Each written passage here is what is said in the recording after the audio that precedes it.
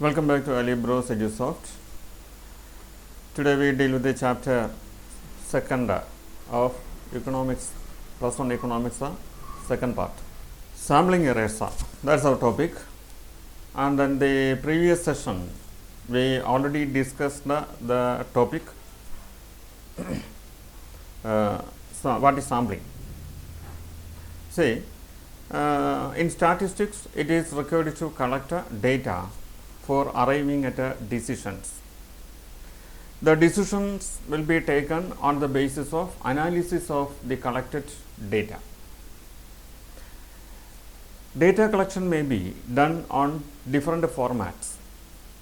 There may be different types of data collection formats such as census method and another one sampling method. Under census methods, we collect information from each and every individual in the population. Population here means the target customers or target persons or people, they are called population. That may be, suppose we are conducting a survey in a factory, all the members, all the workers and others in the factory, they are commonly called population. Or when we conduct a survey in a municipality, all the people residing in that municipality can be called population. If you are conducting a study or survey all over the nation, then people residing all over the country is actually meant by population. So, population is the target group of study. If the population is large, then it will be difficult to collect information from these people individually from direct contact or through direct contact. Contacting each and everyone in the population and collecting information from them directly, that is what we mean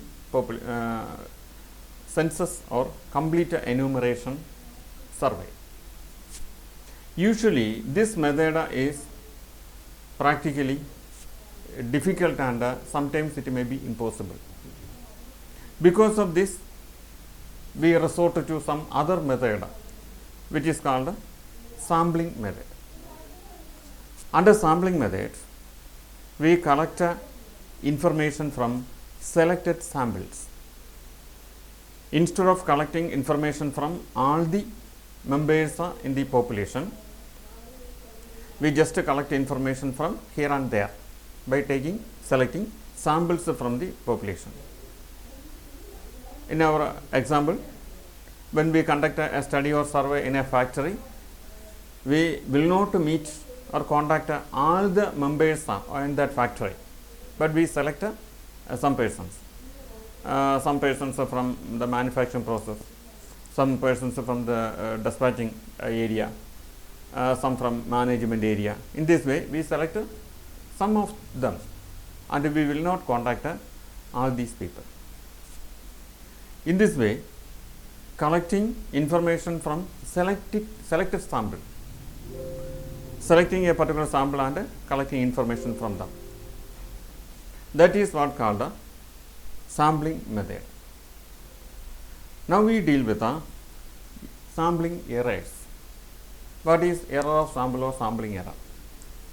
When we collect information through the sampling method, there may be chances of errors that may take place at the time of data collection, and also it may affect the decision making process.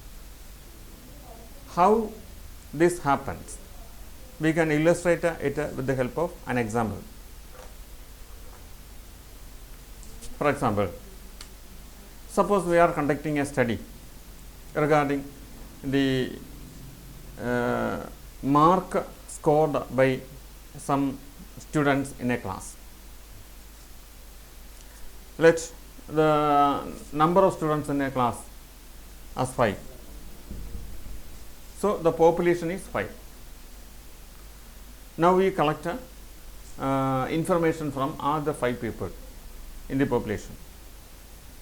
When we ask the marks, each one provide their own marks, and it may be like this. One student said his mark is 10, another 20, 30, 40, 50. 5 students are there in the population. When we if some examination is conducted there, they wrote the examination and we collected the marks from them as statistical information. We collected this information like this. The one person gives his mark as 10, another one 20, 30, 40. So, last one got 50 marks.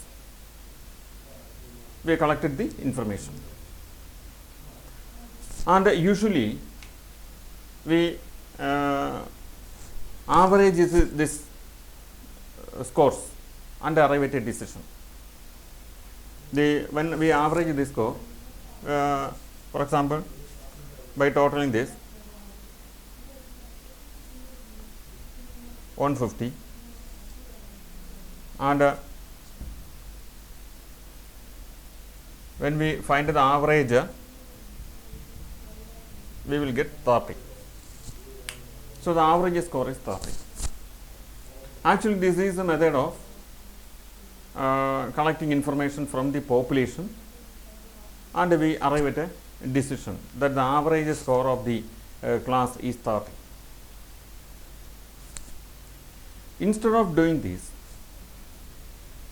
when we collect the information from one person as sample, suppose we just pick one person and ask what is his mark. Suppose this person who scored 50, he was taken as sample and asked him what is his mark, is 50. And we consider that 50 is the marker, that the average score of the class mark, and in the class everyone has the intellectual capacity to score 50 marks, and we arrive at a decision.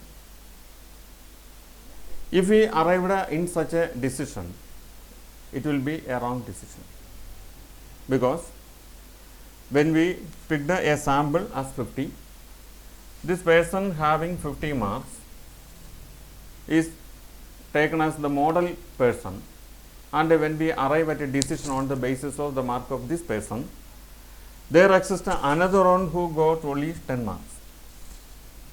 The difference between these two, the sample mark is 50 and the actual mark of a person is 10, then the difference is 40. There arises a difference of 40. Similarly, there is a difference in almost all people. When this person is compared who scored 20 marks, there is a difference of 30. That means, if we take a sample and we consider the actual, then there will be enormous difference. So, any decision taken on the basis of this will also make the whole decision making process useless. That means we may lead by some wrong decisions. I already said that if we are not taking samples and we are considering average basis, for example, here the average is 150 divided by 5 is equal to 150 is the total marks scored by all the persons, and the number of persons are there 5. So, total divided by number of persons, that is the average, which is 30. 30 marks is average. Even if we consider this 30 marks as a sample, then this is also entirely different from that of 10 and 50. It is more than 20 by taking the mark of the first person who scored only 10, and it is less than 20 who scored 50 marks. In this way, there arises some difference. So, when we use samples or averages, there may be the chance of some difference in the actual and sample items. So, any decision taken on the basis of the sample study may lead the business organization to take a wrong decision. This kind of error is called a sampling error. So, it is required to take precautions at the time of making the sample, selecting the sample. If you select the most brilliant one as sample who scored 50 marks, then your whole decision will be on the basis of this. If you are planning the academic sessions of the classroom, and if you consider the brilliant person as the sample, and we come into a notion that means a wrong notion that everyone in the class is brilliant like this person, and when we start our activities on the basis of this decision, it will not have a practical implication, because what can be observed by a brilliant person cannot be observed by a poor person, intellectually poor person. So, the plan should be wrong just because of the decision that the score of this person, the sample person, is 50. So, the score of everyone will be 50. It will be a wrong decision. Similarly, if you consider the person who scored only 10, on the basis of that we are making plans that the mark of sample is 10, therefore, the mass of all the people in the population will be 10. That means they are totally intellectually poor. On the basis of this, if you are taking some decision and planning your activities, this may also become wrong, because there exists some brilliant people. So, considering the population and selecting samples from the population without collecting data from the whole population, that means instead of making census or complete enumeration method, we conducted sample study. Just consider one or two samples and arrive at a decision. Then that decision will not reflect, or the data collected from the sample will not reflect or represent all the people in the population. That is the main issue. So, while considering the samples, it will be better to take averages. That is why we take averages. When we got 30, even if we consider the total population and consider average, there may be the chance of differences. These kind of errors that we consider, or we should consider at the time of statistical analysis for arriving decisions or taking decisions, can be called a sampling error. Sufficient precautions should be taken by studying this. That means how to prevent or eradicate such a kind of errors by considering a single sample from the population. Definitely it will lead to a wrong decision. So, you have to consider more samples. Definitely it will not be possible to collect information from the population as a whole, but it is possible to select samples from different sections. From the back bench you collected some information, and from the front bench you collected some information. From the middle bench also you are collecting information. Just on the notion that best people may sit in the front bench, and intellectually poor people may opt for back bench, or such a kind of some trend analysis can be made for the purpose of this decision. But this should have some factual support. Some factual support, that means some trustworthy truthfulness should be there in the collection of information. Therefore, the assumptions should be almost true. Here, what is the assumption? While considering there is 10 benches are there, so 5 benches are there. the most brilliant people always opt to sit in the front bench, and usually they score high marks. The inoperative students may always opt the last bench, and they usually score less marks. The middle benches, they may be normal people and collecting normal mark or average mark. On the basis of this, we select a person from last bench, front bench, middle bench, etc. But this assumption that the front bench consists of brilliant people and the back bench consists of intellectually poor people, this assumption should be correct. Should be a correct one. Only then this will work. Otherwise, the considered facts or numerical data may be wrong, and definitely the decision taken on the basis of this also become wrong.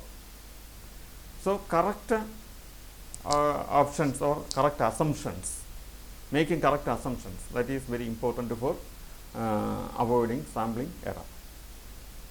Another thing is that while analyzing the data, trustful data should be collected. Trustworthy data should be collected. That means the data should have some factual support.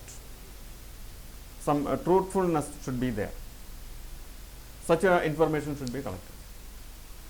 That is because the collected information's genuinity depends, the genuinity actually influence the decisions that we consider.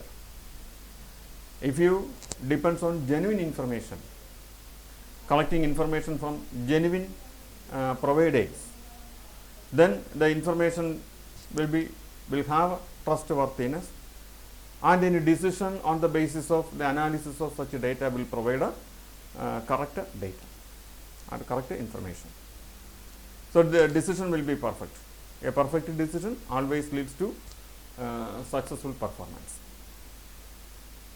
So as a conclusion, a business organization will be successful, or a business organization can successfully achieve its target or profit only then it can predict the future correctly by removing uncertainty.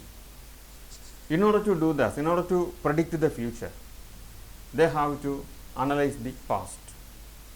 Their past numerical data, past information in numerical forms should be collected and analyzed and interpreted. A proper collection and interpretation of past data, past numerical data or information, that will help to arrive at a perfect decision. While considering or collecting information, the statistician has to decide which method is to be applied there, complete enumeration method or sampling methods. If complete enumeration method is used, then we get real actual data. When we are taking samples from the air and studying samples and arriving decisions on the basis of samples, there may be chances of errors, which is called a sampling error, error of sampling. This error of sampling should be considered, and precautions should be taken to avoid the occurrence of errors at the time of analysis, and try to make the decision making process a perfect one without any defects.